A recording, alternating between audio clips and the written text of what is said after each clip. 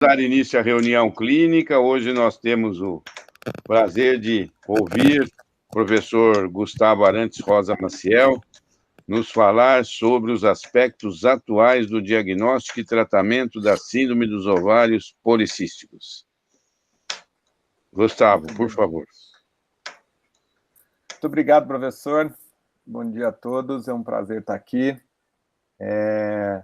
O professor, ele havia me pedido inicialmente para falar um pouquinho a respeito de atualidades de SOP, tanto do ponto de vista do diagnóstico, como também do tratamento. Então, a gente agradeceu, ficou muito honrado com o convite, e espero poder contribuir um pouquinho aí para a nossa prática diária. Vou compartilhar minha tela aqui, só um minuto.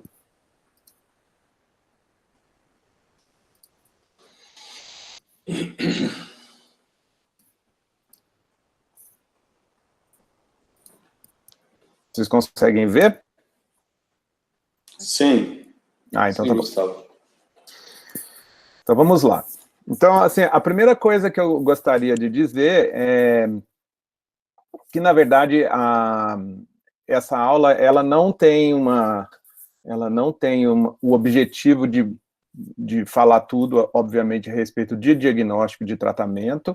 Então, a gente vai mesmo fazer uma atualização, o que tem de mais novo, o que tem de novidades em termos de diagnóstico e de tratamento. A gente vai passar brevemente a respeito, vai passar por alguns conceitos básicos, só à guisa de orientação, né? Então, toda essa história começou a partir de um workshop que foi feito pela comissão, pela diretoria científica da FEBRASGO em 2018, e eu faço parte da Comissão Nacional especializada em ginecologia endócrina. Naquela época eu era secretário, e essa comissão ela teve uma atuação muito forte em termos de produção de material científico, de posicionamento, de vários aspectos relacionados à área de ginecologia endócrina. E dentro desse contexto, a gente foi proposto que a gente fizesse uma manhã para discutir a síndrome dos ovários policísticos, né? Então, na verdade, não foi uma manhã, foi um sábado inteiro. O professor fazia parte dessa comissão naquela época e nos ajudou bastante. É uma comissão formada por vários professores de várias universidades e especialistas, e a ideia era fazer um workshop que ele fosse baseado nas melhores evidências possíveis e também em algumas recomendações de sociedades e especialidades. Esse workshop, naquela época, ele estava previsto para ser no dia 4 de agosto. Eu me lembro que eu estava, inclusive, de férias, e o workshop ia acontecer quase que, tipo, 1 ou 2 dias depois que eu voltasse de férias, né? E, além disso, teria que ser escrito também um livrinho, um material escrito, com todos aqueles pontos do workshop. Estava tudo ótimo, estava tudo pronto, o material estava escrito e estava quase para ser impresso, na verdade. O fato é que no dia 18 de julho de 2018, ou seja, alguns dias antes, né, saiu esse paper aqui, que foi um guideline internacional da síndrome dos ovários policísticos. Foi um documento gigantesco de aproximadamente umas 115 páginas, mais ou menos, com todos os aspectos, um grande esforço aí comandado pelo um grupo australiano, baseado na Universidade de Monash, e que teve o patrocínio das duas principais sociedades de reprodução humana e de endocrinologia reprodutiva. E isso aí acabou virando o caos, porque, na verdade, várias coisas que a gente já tinha escrito, e as aulas estavam prontas, tiveram que ser mudadas às pressas, né? Então foi uma loucura total, porque a gente se reuniu e falou: gente, saiu esse paper aqui, a gente tem que colocar ele nas aulas e também colocar ele no material escrito, né? Porque senão a gente ia basicamente publicar essa série de recomendações e ela já ia nascer obsoleta, né? Quer dizer, ela já ia nascer com uma série de informações novas que não estavam constando ali. Então foi uma loucura terrível. Nos últimos dias de julho, a gente de férias teve que reconstruir ou então inserir várias informações importantes nessa série, né? Isso está disponível na internet, de graça, é só você entrar lá e também está disponível no site da Febraso, que eu recomendo fortemente. Então, basicamente, o que eu vou falar é um pouco baseado nisso, um pouco baseado nas pesquisas que a gente tem feito e um pouco baseado nas evidências do que tem acontecido aí. Então, como vocês bem sabem, a síndrome dos ovários policísticos é uma doença extremamente comum, ela atinge de 5 a 17% da população feminina em idade reprodutiva, e ela é uma doença endócrina complexa, que tem aspectos reprodutivos e metabólicos muito claros, né? Mas os dois aspectos que são os pilares da síndrome dos ovários policísticos são o hiperandrogenismo e a anovulação crônica. Mas a gente sabe também que essa síndrome é associada com uma série de outras coisas, né? Então, primeiramente, ela é associada com uma grande heterogeneidade clínica e laboratorial que dificulta bastante a nossa vida quando a gente vai, primeiro, fazer um diagnóstico, segundo, escolher o tratamento e terceiro, seguir essa paciente. E é muito importante esse segmento, porque a gente sabe hoje em dia claramente que essas pacientes têm consequências de longo prazo, né? Por exemplo, essas pacientes, cerca de 70% dessas pacientes experimentam alguma dificuldade em termos de fertilidade, embora o número de filhos que elas tenham seja comparados com as pacientes que não têm a síndrome, né? Essas pacientes, elas têm um risco metabólico aumentado, sejam elas magras ou obesas, as obesas têm mais problemas, mas elas têm risco aumentado para diabetes do tipo 2, têm risco aumentado para síndrome metabólica, para doença cardiovascular e também para câncer de endométrio. E uma série de outras condições que eventualmente precisam ser avaliadas aí ao longo do tempo, né? Então, a partir dessa complexidade e desses problemas que a gente tem no sentido de existirem muitos fatores associados e muita heterogeneidade, nós delineamos no nosso setor esse tipo de abordagem por 3 passos, né? Então, basicamente, são 3 passos essenciais no cuidado de uma mulher que tenha SOP. Então, o primeiro passo que a gente frisa muito com os residentes é fazer um diagnóstico da SOP, fazer um diagnóstico adequado da SOP. Vocês vão ver que existem alguns detalhes que fazem a diferença, né? O passo número 2 seria estimar o risco metabólico. Então, aqui a gente fez um trabalho, e tem feito um trabalho grande para fazer essa separação entre o diagnóstico e o risco metabólico, porque muitos médicos confundem um pouco, acham que a insulina entra no diagnóstico, acham que a resistência insulínica entra no diagnóstico, e aí a gente colocou dessa maneira para ficar bem claro. Então, o diagnóstico é uma coisa, o risco metabólico é uma outra coisa. E como terceiro passo, a gente precisa fazer uma escolha terapêutica adequada, e ela tem que ser específica e também preventiva. Então, a partir desses 3 passos, nós vamos discutir um pouco o que existe de mais novo, o que existe de novidade nesses 3 aspectos, tá? Então, primeiramente, com relação ao diagnóstico, hoje em dia, depois de anos e anos de debate, o critério mais aceito para fazer o diagnóstico da SOP é o chamado critério de Rotterdam, né?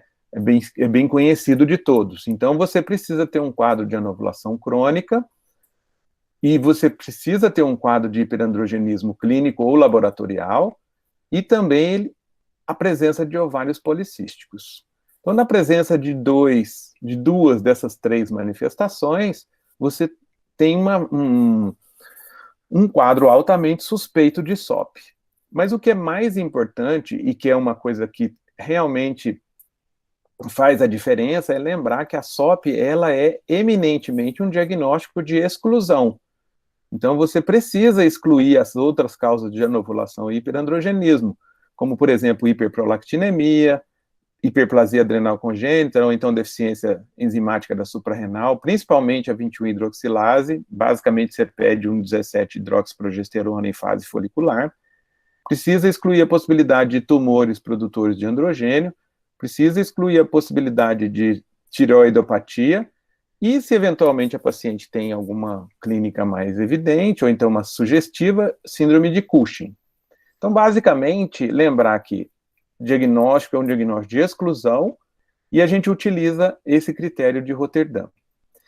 Esse critério de Rotterdam, basicamente, ele faz com que a gente, ele permite uma estratificação em 4 tipos de fenótipos, baseado na combinação daqueles fatores. Então, o fenótipo A, ele teria os 3, né? Então, teria hiperandrogenismo, irregularidade menstrual e ovário policístico. O B teria hiperandrogenismo e irregularidade menstrual, mas os ovários seriam normais. Essa aqui eu deixo a categoria B em homenagem à doutora Ângela, que a gente sempre comentava a respeito do ovário policístico, né? A categoria C é o hiperandrogenismo e ovário policístico, mas os ciclos são regulares. E a categoria D seria uma categoria um pouco mais leve, que ela não tem hiperandrogenismo. Ou seja, ela tem só irregularidade menstrual e ovário policístico a ultrassom. Então, o Edson, ele propôs uma coisinha para lembrar dos fenótipos, que o A seria o all, que teriam todos os achados, né? O B seria o que é basicamente SOP, que é hiperandrogenismo e irregularidade menstrual. O C seria que é a paciente que cicla. E o D, diz ele que era a paciente depilada, ou seja, paciente sem hiperandrogenismo, né? Então, a gente gostou da ideia.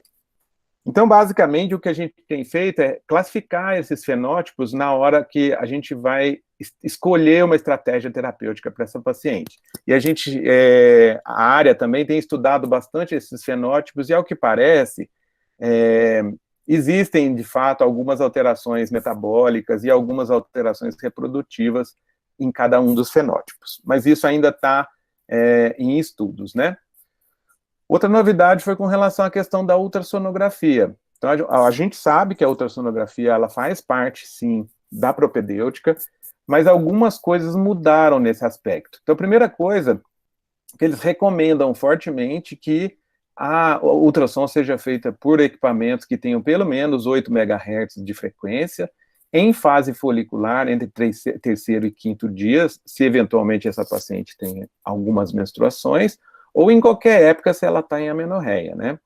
Alguns autores acham que você poderia fazer uma progesterona aí durante um período para essa paciente sangrar e depois avaliar. Nós, no nosso setor particularmente, a gente não utiliza fazer um teste de progesterona para fazer o ultrassom. Então, a gente avalia ou em fase folicular ou então em qualquer época. A gente avalia também o eco endometrial, é muito importante que essas pacientes tenham proliferação endometrial sem contraposição de progesterona, então é importante, e fazer a contagem de folículos antrais. Então, basicamente, a gente mede 2 medidas e faz a média deles. Na vida prática, a contagem de folículos antrais é um pouco difícil, né? Então, a gente brinca que quem faz contagem de folículo antral é o seu amigo, seu padrinho de casamento e o doutor Pastore. Mas, brincadeiras à parte, alguns lugares têm feito, né, contagem de folículo antral, apesar da dificuldade. Esse consenso, ele muda o número de folículos. Então, o consenso de Rotterdam, ele sugeria que seriam 12 folículos, pelo menos, ou então um volume de pelo menos um ovário acima de 10 ml. Esse consenso de 2018, ele atualizou esse número de folículos e ele sugere que o número seja de pelo menos 20 folículos, quer dizer, na soma dos dois ovários. Então, seriam folículos subcentimétricos, né, entre 2 e 9 milímetros, pela via transvaginal, de preferência, e não pode ser incluído um folículo que tenha suspeita de ter um folículo dominante, né? Então, se o folículo dominante é acima de 10 milímetros, ele atrapalharia aí o volume total. Então, basicamente, hoje em dia, a recomendação é que sejam 20 folículos, ou então o volume de pelo menos um ovário, ou os dois, acima de 10 ml. A grande novidade desse consenso foi que ele sugere fortemente que esse item, o ultrassom, não seja incluído como critério diagnóstico em meninas, em adolescentes, até 8 anos após a menarca, tá certo? Isso aí gerou uma grande quantidade de debates, mas basicamente a Helena Tiede, que a gente tem até contato com ela, o que eles fizeram basicamente foi tentar evitar o superdiagnóstico, então o diagnóstico muito precoce dessas meninas, né? Então era muito comum que essas pacientes entrassem e fossem lá fazer um ultrassom no início da vida reprodutiva e achasse um monte de folículo ovariano e ela saía de lá com um diagnóstico de síndrome dos ovários policísticos, né? Então, basicamente, eles sugerem que, se eventualmente for feito um ultrassom nessa paciente, já na grande maioria das vezes é por via abdominal que elas são virgens. Se o ovário está maior que 10 e você conseguir fazer alguma contagem folicular naquilo ali, eles sugerem que essa paciente ela fique durante esses anos com o nome de risco aumentado para SOP. Então, eles acham que não se deve utilizar ultrassom, porque ele leva muito falsos positivos aí na hora de fazer o diagnóstico. O que tem de novo aí em termos de diagnóstico, né? Eu já falei várias vezes para vocês aí a respeito do hormônio antimileriano. O hormônio antimileriano ele é produzido aí pelos folículos pré-antrais e antrais pequenos, pelas células da granulosa, e ele é um marcador muito utilizado para avaliar a reserva ovariana e também para predizer resposta à indução de ovulação em pacientes no cenário de reprodução assistida, né? Então, ele é considerado aí como um dos melhores marcadores nesses dois aspectos, juntamente com a contagem de folículos antrais. E hoje a gente sabe que também que ele tem um papel na fisiopatologia muito importante. Primeiro, o hormônio antimileriano ele tem um papel importante em termos de manter a quiescência de folículos pré-antrais ou de folículos primordiais. Então, ele mantém a reserva ovariana dessa paciente. E naquelas pacientes com SOP, o hormônio antimileriano ele é muito mais elevado do que o normal. Então, parece que ele tem um efeito também na fisiopatologia da SOP. E a segunda coisa é que ele tem um papel de inibição da aromatase. Então, essas pacientes com SOP, ao que tudo indica, tem uma contribuição do hormônio antimileriano na manutenção do quadro de hiperandrogenismo delas. Além disso, a prática mostrou também que as curvas de hormônio antimileriano nas pacientes com SOP são completamente diferentes das pacientes que não têm a doença. Então, paciente com SOP tem muito mais folículo e paciente com SOP tem muito mais hormônio antimileriano. Então, foi feita a pergunta, será que a gente não poderia utilizar isso como ferramenta diagnóstica? Então, qual que era o racional? Que seria um método mais objetivo, e alguns autores, principalmente autores franceses, entre eles o Didier Devaille, que ele chama, foi um cara que levantou essa hipótese, uma hipótese de substituir o ultrassom. A gente já comentou a respeito desses problemas aí de variabilidade do ultrassom e de limitações. Então, a ideia dele era utilizar um método bioquímico, um método laboratorial, né, para substituir o ultrassom no critério diagnóstico. Então, ele é bastante promissor, embora ele não seja indicado ainda no diagnóstico da SOP. Então, esse consenso, o que ele frisou muito, falando que as perspectivas do uso do AMH são bastante interessantes, mas existem alguns problemas ainda, em termos do seu uso cotidiano. Agora, o que a gente sabe, existem alguns trabalhos, existe um trabalho do Legros também, que é muito interessante, em que ele usou o hormônio antimileriano para avaliar a resposta ovulatória em baixa complexidade em pacientes com SOP tratadas com clomifeno ou com letrozol. E o que ele descobriu?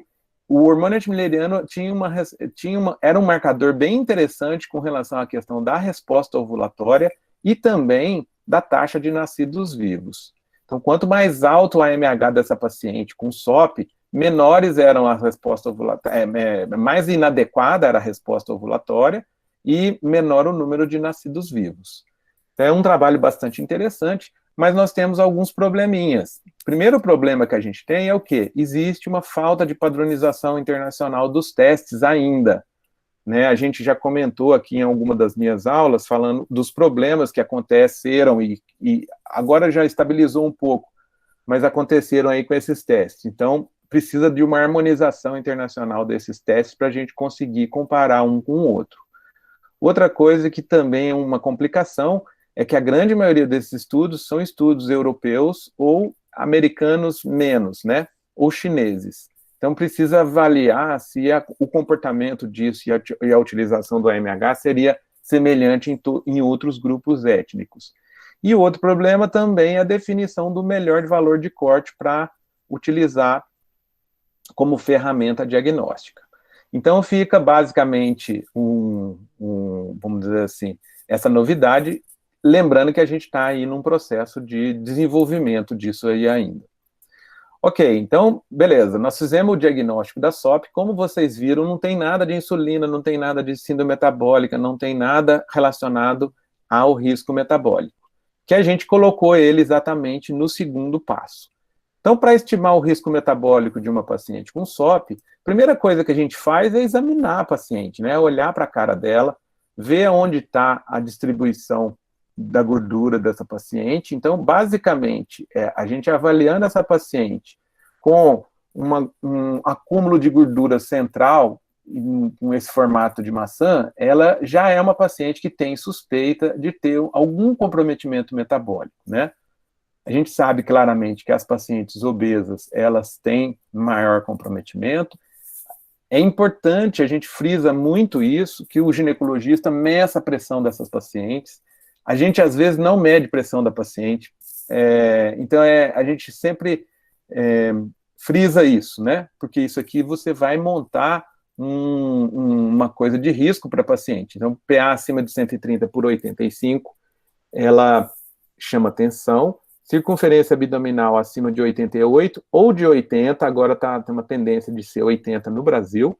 Histórico familiar de diabetes e hábito sedentário. Então, basicamente, quando a gente já conversa com a paciente e faz o exame físico da paciente, você já consegue ter uma noção do risco metabólico que essa paciente tem. O segundo passo é lembrar que essas pacientes, elas têm uma chance muito maior de se tornarem diabéticas 10 anos mais jovens do que a população geral.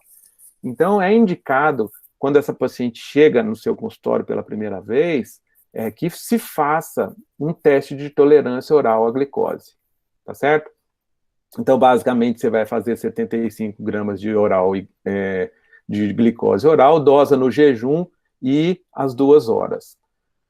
E aí, esses aqui são os valores de referência, né? Paciente com jejum normal abaixo de 100 e deve ser o considerado como pré-diabético, ou então estado risco aumentado para diabetes entre 100 e 125, e diabética acima de 126. Após o estímulo, basicamente, ela deve estar, para ser normal, abaixo de 140, entre 140 e 199, ela é considerada como pré-diabética, acima de 200, ela é considerada como diabética. A gente tem usado a HB glicada, que ela dá uma boa ideia para a gente a respeito do risco que essa paciente tem de se tornar diabética. Então, abaixo de 5,7, a gente considera como normal, entre 5,7 e 6,4, como risco para diabetes, e acima de 6,5, o paciente pode ser diagnosticada como paciente diabética. Então, basicamente, o que a gente faz isso no dia a dia é isso. A outra coisa que a gente sempre avalia também é se a paciente tem síndrome metabólica, né? Então, essa síndrome metabólica, a gente sabe que é uma coleção de fatores de risco para doença cardiovascular e diabetes, e a gente utiliza os critérios clássicos da ATP3, né? Então, circunferência abdominal acima de 88, aquilo que eu falei para vocês, ou 80, triglicéride acima de 150, HDL baixo, HDL menor que 50, pressão arterial acima de 130 por 85 e a glicemia de jejum acima de 100. Se desses 5 itens você tem 3 deles positivos, você classifica essa paciente como síndrome metabólica.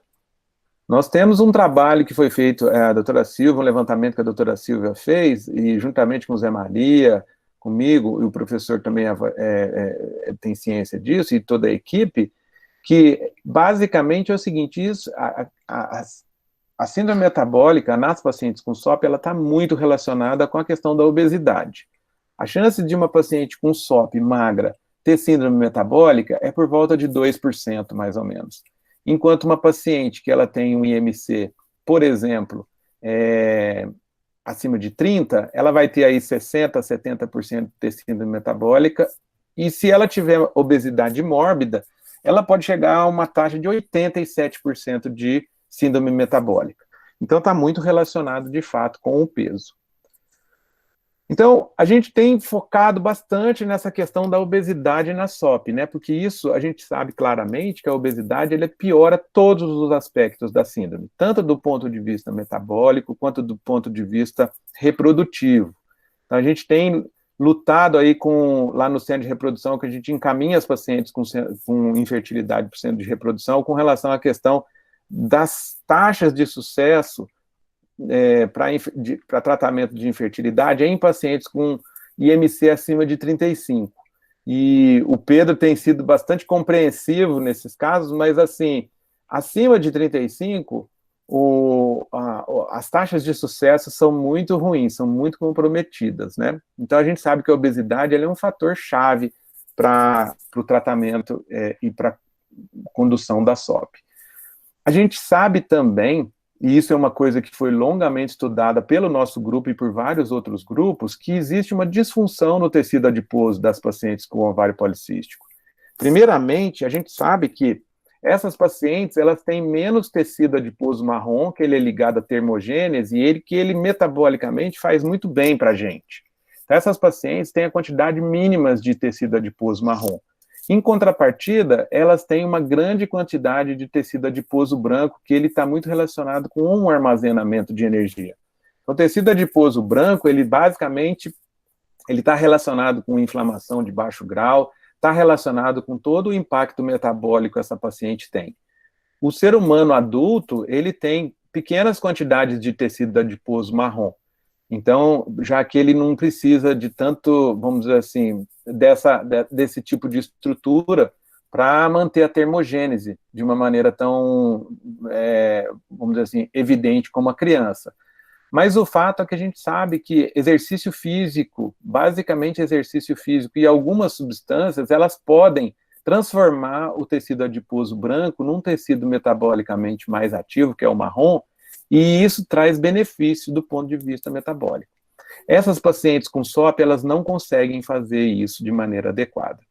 Além disso, essas pacientes também têm as taxas de lipólise alterada.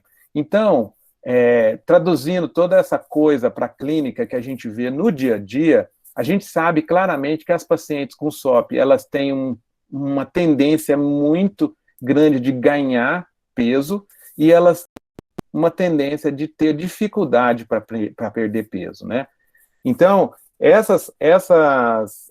sociedade, ela recomenda que o ginecologista, ele veja com um foco um pouco mais importante em termos de manutenção do peso dessa paciente. No nosso ambulatório, a gente contava até há pouco tempo com uma nutricionista, a gente orienta as pacientes sempre faz o controle do peso dela. E o que a gente tem feito agora em termos de novidade é tentar avaliar um pouco a composição corporal. Então, a gente sabe que o IMC, ele é um método bastante rústico para a gente avaliar a quantidade de gordura dessa paciente e saber do impacto da obesidade, né? Então, hoje em dia, a gente, inclusive, tem uma tese sendo desenvolvida nisso no setor, que é a Carol Panoni, que ela é aluna do professor e minha, avaliando, a Érica já mexeu um pouco com isso também, então avaliando basicamente a composição corporal dessas pacientes e como isso impacta, né? A composição corporal é basicamente pode ser feita por uma série de métodos, e o método que a gente utiliza como gold standard é a densitometria de corpo inteiro. Então, existem outros métodos indiretos, como a bioimpedância, mas o gold standard é considerado como a densitometria de corpo inteiro. Então, esse aqui eu trouxe um caso do meu consultório para vocês verem, quer dizer, essa paciente era uma paciente obesa, e basicamente, o que acontece? Ela estava muito acima do peso. Então, ou seja, a proporção de gordura que essa paciente tinha era muito maior do que o indicado, o adequado, né? Então, basicamente, a densitometria de corpo inteiro, ela vai te dizer quais são as proporções que você tem de osso, de gordura e de músculo. Esse aqui é um comentário que a doutora Patrícia Dreyer me mandou, ela é lá do Fleury, e eu tinha mandado essa paciente para ela avaliar, e ela mandou esse e-mail para mim, olha, gostaria de comentar que o percentil 50 de gordura visceral para as mulheres saudáveis dessa idade seria entre 600 e 700 gramas. Já o da sua paciente encontra no perfil, acima do perfil 50, bem acima, né, aqui que vocês podem ver, e a quantidade de gordura visceral dela era basicamente 2,2 kg. Então, ou seja, a gente tinha um desafio grande para fazer a manutenção do peso dessa paciente, e muitas vezes a gente conta com apoio de nutricionista, e eventualmente, se a gente não consegue, a gente até pede ajuda de um colega endocrinologista. Mas eu acho que eu trouxe isso, basicamente, para dizer que é importante que a gente acesse esse tipo de coisa para a gente avaliar essas pacientes e também poder fazer uma intervenção um pouco mais precoce para a gente não deixar chegar nesse nível, né? Outra coisa que a gente fez também é a questão com relação à questão da doença hepática, né? A gente sabe que a doença hepática, chamada doença hepática gordurosa não alcoólica, ela está muito relacionada com a resistência insulínica, com síndrome metabólica e com a obesidade, assim como a SOP. Então, nós temos um trabalho em conjunto com o pessoal da gastroenterologia do Hospital das Clínicas, e aí a Amanda Recuero, que ela chama, ela está fazendo a tese de doutorado dela, ela está avaliando alguns fatores genéticos relacionados à esteatose hepática. Então, o que ela descobriu, e que está também na literatura, é que 6 a 10% das mulheres em idade reprodutiva têm algum grau de esteatose hepática. As pacientes com SOP, em contrapartida, elas podem, de 50% a 70% dessas pacientes têm algum tipo de infiltração gordurosa no fígado. E isso, pior de tudo, que é uma associação independente do IMC ou da presença de síndrome metabólica. Então, a gente sabe claramente que por algum fator genético, que a gente está tentando descobrir também, que as pacientes com SOP, muito em função da questão da resistência insulínica e do desbalanço metabólico que elas têm, seja elas magras ou obesas, elas têm uma tendência maior de ter um comprometimento hepático. Falar, mas tudo bem, mas o que significa isso, basicamente, em termos de infiltração gordurosa? Então, só para vocês lembrarem, e isso também a gente não sabia, e com essa tese a gente aprendeu bastante isso, primeira coisa, lembrar que a esteatose hepática e a doença hepática gordurosa não alcoólica, ela é a principal indicação de transplante hepático nos Estados Unidos e também no mundo inteiro por doença não infecciosa, né? Então, tirando a infecção e câncer, basicamente, você tem aí a principal indicação de transplante hepático, por incrível que pareça, né? Isso para mim foi uma coisa chocante. E aí o pessoal da Gastro mostrou esses dados para a gente, que entre 2008 e 2014 houve um salto gigantesco nos casos de transplante por que a gente chama de NASH, né? Não alcoólica esteatohepatite. Então, este é um grau mais elevado de esteatose hepática. Então, ela vai, e aquela infiltração vai levando a um quadro de lesão hepática que pode eventualmente cursar até mesmo com cirrose. Então, lembrar que isso é uma coisa que nos diz respeito e é uma coisa que o ginecologista precisa estar ciente, né? Também, isso foi uma coisa de muito aprendizado para a gente. Então, basicamente, a gente avalia no laboratório, exclui as hepatites virais e aí pede uma avaliação hepática dessas pacientes. Existe uma tendência de que na doença gordurosa, na esteatose hepática, o que acontece? Elas têm essa característica de ter o ALT mais alto do que o AST. Opa, desculpa. Mais alto do que o ALT. Então, o TGO maior que TGP nessas pacientes, né? Então, a gente sempre avalia, principalmente naquelas pacientes obesas e com maior risco metabólico, a gente pede uma avaliação hepática delas para ver a infiltração de gordura, né? Os métodos são ultrassom, tomografia e ressonância magnética. Ressonância magnética, a gente quase nunca pede, a gente normalmente pede ultrassom de abdômen total. O grande problema do ultrassom é a questão da variabilidade e da subjetividade. Mas nos casos de comprometimento maior, a gente sempre conversa com o pessoal da gastro, né? Um dos métodos que é utilizado é chamada elastografia, que é exatamente a tese da Amanda, tem muito a ver com isso, que é o quê? Que é esse aparelho em que ele vai, através dessa técnica de elastografia, ele vai estimar para você o grau de fibrose que essa paciente tem no fígado, né? Então, isso é uma novidade que eu trouxe para vocês, mas aquilo que eu disse para vocês, embora seja uma novidade, esteja disponível, mas é uma coisa ainda que a gente tem avaliado. A gente ficou bastante chocado com esses dados da Amanda com relação ao nível de comprometimento hepático dessas pacientes com SOP, principalmente a sobrepeso e as obesas. Então, isso aqui, basicamente, é uma chamada de atenção para falar, olha, dá uma olhada no fígado dessa paciente, existem algumas coisas interessantes que o pessoal tem feito, cuide do fígado da sua paciente também.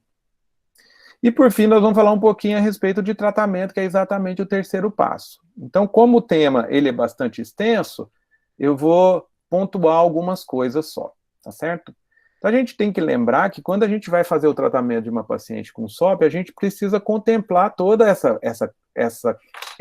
heterogeneidade e toda essa complexidade, né? Então, a paciente tem que tratar a irregularidade menstrual, o hirsutismo, se eventualmente ela queixa disso, você tem que tratar a infertilidade, tem que pensar na obesidade, risco para diabetes, e também pensar do aspecto psicológico dessa paciente. Então, aquele consenso, ele trouxe algumas coisas que eu resolvi marcar aqui para vocês. Primeira coisa que eles sugerem fortemente, e isso teve um destaque muito grande dentro do consenso, é fazer uma busca ativa dos quadros de depressão e ansiedade nessas pacientes com SOP. A gente sabe que SOP é uma coisa crônica, é uma doença de longa data e que tem todos aqueles problemas que eu comentei com relação a peso, com relação a hiperandrogenismo, a sinais clínicos de excesso de androgênio. Então, é importante que a gente pergunte para essa paciente e acesse também o grau de ansiedade dessa paciente, o tanto que aquilo atrapalha, ou então traços de depressão, e mesmo perda de qualidade de vida, né? Então, eles frisaram muito isso, que muitas e muitas vezes isso passa ao largo da consulta do médico, né? A outra coisa que eles sugerem com relação à questão da intervenção. Então, eles falam que toda intervenção relacionada à qualidade de vida deveria seguir esse sistema aqui que eles chamam de SMART. O que é isso? Você precisa, ao invés de aconselhar essa paciente a mudar a qualidade de vida, você precisa prescrever modificações de qualidade de vida para ela. Então, eles recomendam que você seja específico, que faça alguma coisa que seja mensurável, que seja alcançável também. Obviamente, você não vai propor coisa que ela não vai conseguir alcançar, logo ela não vai fazer, que precisa ser relevante / realista, e que tenha um tempo definido. Então, eu gostei, e a gente tem utilizado muito isso, por quê? Porque, de alguma maneira, você vincula essa paciente, né? Você vincula essa paciente ao invés só de dar conselho para ela. Então, você coloca isso dentro do seu portfólio de tratamento para essa paciente, e você fala para ela, olha, daqui a um tempo nós vamos avaliar você de novo, tem que ser uma coisa realista, ela tem que se sentir motivada, logo tem que ser alguma coisa alcançável, e é muito importante a gente medir, tá certo? Então, o que eles recomendam? Exercício, ela tem que fazer 30 minutos de exercício diários, 5 vezes por semana, ou seja, 150 minutos por semana de exercício aeróbico, ou eventualmente 250 minutos de leve ou moderado. Aqui também já mudou, porque classicamente a gente falava 150 minutos de exercício, de exercício aeróbico, e estava ok. Não, eles recomendam que seja 150 intenso ou 250 leve ou moderado. Recomendam também que as adolescentes, principalmente pelo fato de se tratar de uma idade crítica para ganho de peso, essa recomendação de exercício, ela seja de pelo menos 60 minutos, 5 vezes por semana. Então, isso é uma coisa que a gente precisa prestar atenção. Outra coisa que eles recomendam também é a utilização desses devices, ou então mesmo do celular, que é uma coisa muito simples, né? Contar os passos por dia. Então, isso tem em todos os celulares, todos os smartphones têm isso, quer dizer, basicamente é falar para a paciente o seguinte, tem uma meta de 10 mil passos por dia, que isso é uma coisa que é importante para você. E a terceira coisa, e a última coisa, com relação à questão do tipo de exercício, né? Eles recomendam que essas pacientes, elas, além de exercício aeróbico, elas façam algum exercício também resistido. Por quê? Porque é ganho de massa muscular e, logo, o gasto metabólico do músculo, ele é importante que, com maior musculatura, ele contribui também metabolicamente para essa paciente. Então, esse é um dos pontos que eles chamam bastante atenção, que eu queria trazer. Outra coisa também com relação à questão de hirsutismo e escolhas do anticoncepcional, né? O anticoncepcional, como vocês sabem, para aquelas pacientes que não querem engravidar, ele é tratamento de primeira linha, principalmente porque ele tem melhoras no hirsutismo e também melhora o ciclo, que é uma das queixas principais da paciente. Lá existe uma coisa que eles falam que existem poucas evidências comparativas entre as várias formulações dos combinados orais. No nosso caso, especificamente, a gente recomenda alguns tipos de anticoncepcionais. Embora a maioria dos estudos, eles falem que você basicamente deve usar os critérios de elegibilidade e qualquer tipo de anticoncepcional seria mais ou menos a mesma coisa, ou seja, qualquer anticoncepcional teria um efeito semelhante. Quando você olha com um cuidado um pouco maior, você começa a perceber que nem todos os anticoncepcionais são tão iguais assim. Então, a gente adota como guia esse quadrinho aqui. Então, a gente tem uma tendência que naquelas pacientes, principalmente aquelas pacientes com hirsutismo, a gente, obviamente, tem uma tendência de prescrever os compostos que contenham um progestagênio que tem ação antiandrogênica, principalmente a ciproterona, drospirenona, clormadinona. E a medroxiprogesterona também tem um efeito antiandrogênico leve.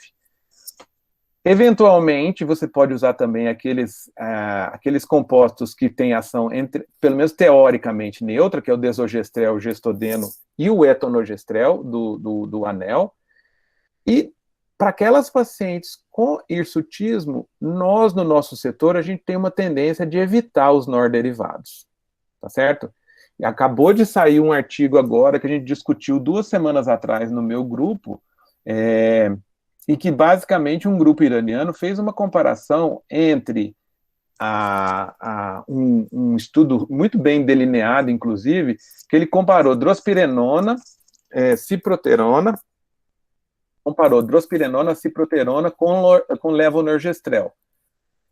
Então, o que eles viram, basicamente? Que, de fato, em termos de resposta de pelo, em termos de resposta de queda de androgênio, os antiandrogênios, os anticoncepcionais que continham progestagênio antiandrogênios, eles tinham uma resposta, de fato, melhor. Tanto do ponto de vista metabólico, quanto do ponto de vista androgênico nessas pacientes, quando comparados com o levonorgestrel. Então, basicamente, a gente usa nessas pacientes levonorgestrel se a pessoa não tem muita opção ou então não tem acesso, né? Naquela paciente que não tem hirsutismo e não tem um comprometimento muito grave em termos metabólicos, o levonorgestrel não teria problema ser usado. Então, basicamente, a gente utiliza esse quadrinho. Um dado importante que a gente não pode esquecer: existe uma relação inversa do risco trombogênico com a potência antiandrogênica, tá certo? Então, isso a gente precisa ter ciência. O levonorgestrel é o mais androgênico, diríamos assim, ou então é o menos antiandrogênico, e ele é o que causa menos risco trombogênico quando comparado com a ciproterona, por exemplo. Então, isso a gente tem que ter ciência e comentar com a paciente, tá certo? Se eventualmente a paciente precisa, a gente adiciona um antiandrogênio, especificamente espironolactona e eventualmente finasterida. Lá no consenso, eles comentam que o ideal seria tratar essa paciente com qualquer grau de hirsutismo durante pelo menos 6 meses para depois incluir um antiandrogênio. A gente não concorda. Por exemplo, chega uma paciente com um ferma de 20, 22, 25, não tem sentido ficar esperando a paciente só com anticoncepcional oral durante 6 meses para depois adicionar a espironolactona, né? Então, a gente, dependendo do grau de hirsutismo, a gente já parte direto para a associação dessas duas categorias de medicações. Agora, para terminar, com relação ao desejo reprodutivo. A gente sabe, como eu disse para vocês, que várias pacientes, elas experimentam algum tipo de dificuldade. Então, a primeira coisa que a gente faz, fazer uma propedêutica mínima com esterossalpingografia, com ultrassom e com espermograma dos parceiros, né? Que é o mínimo que a gente precisa fazer.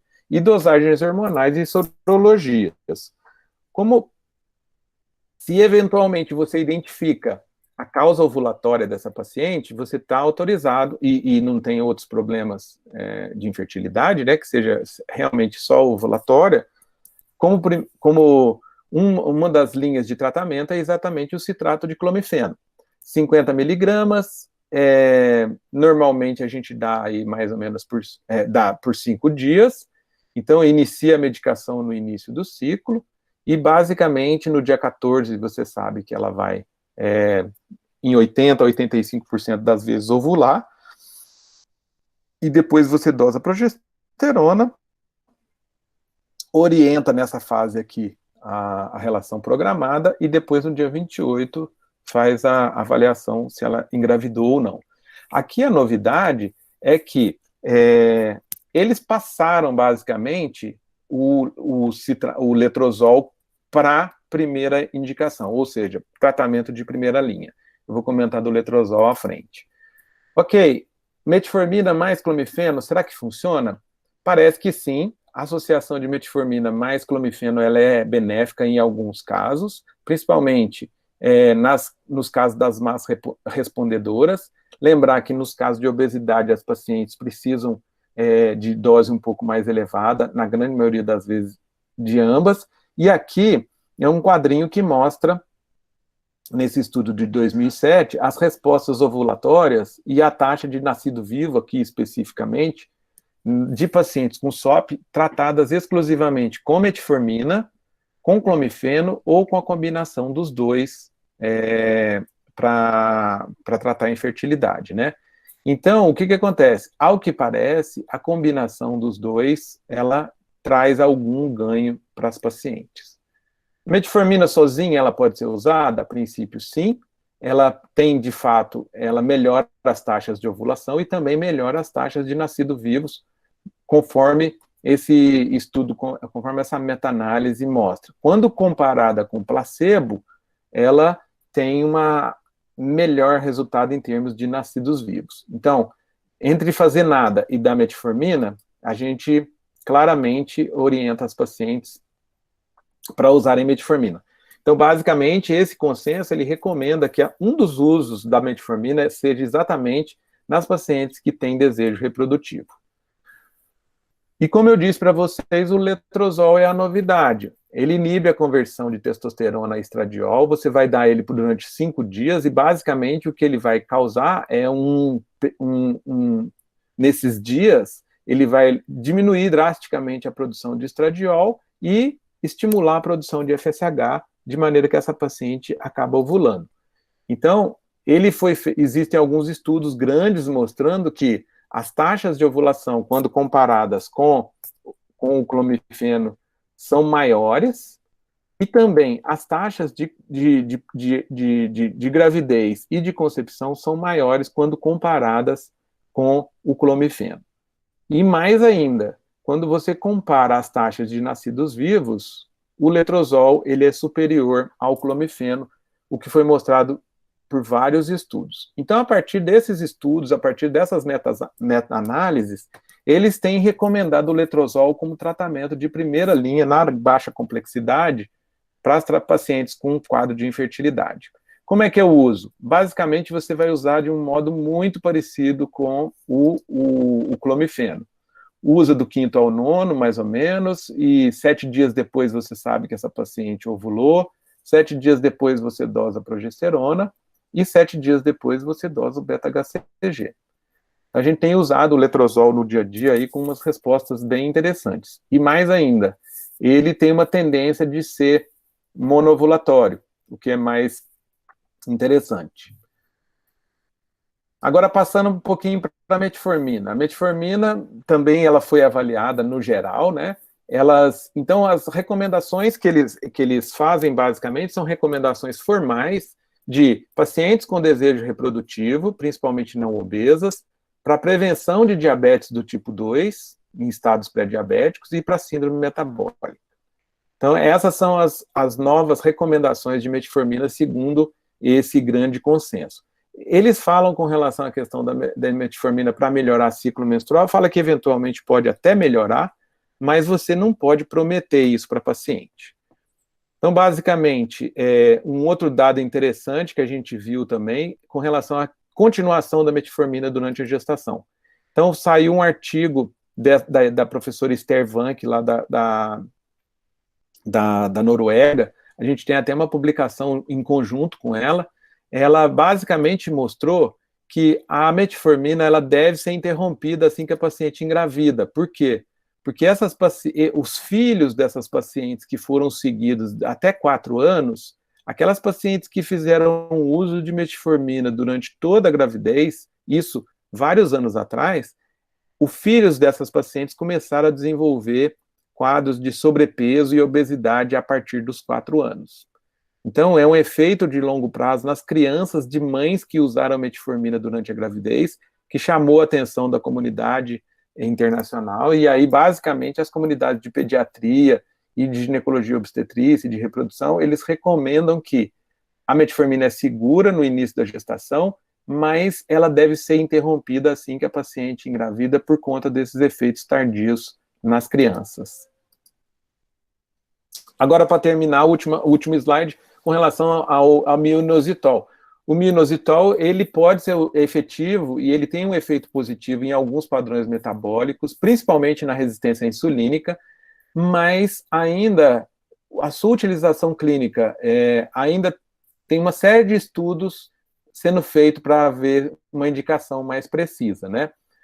Tem sim algumas meta-análises que mostram que ele tem um efeito na resistência insulínica, particularmente, mas ainda existem uma série de dúvidas. Ontem eu ainda olhei isso para ver se tinha alguma coisa mais nova com relação, por exemplo, à qualidade do ósseo, até mesmo as coisas reprodutivas.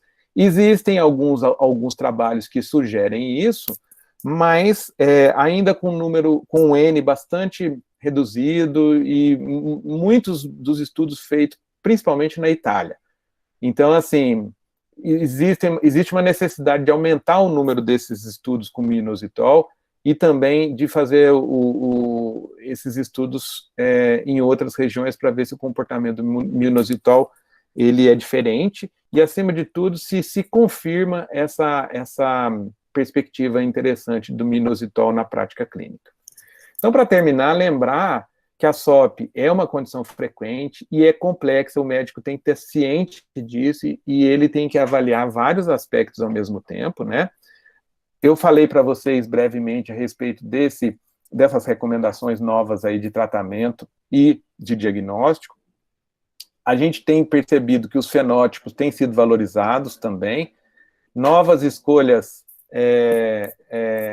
novas ferramentas têm sido testadas, embora ainda não tenham sido completamente aceitas, mas ainda estão sendo testadas, e lembrar que nós, como médicos clínicos da mulher, nós temos um compromisso muito grande com essas duas coisas. Primeiro, fazer escolhas terapêuticas adequadas e manter essas pacientes no estímulo contínuo, né? A gente vai acompanhar essa paciente durante a vida dela inteira e ela vai mudando de demandas na medida em que o tempo passa, e nós temos que estar atualizados, basicamente, para acompanhá-las durante toda a vida e dar melhor qualidade de vida e melhor assistência para elas.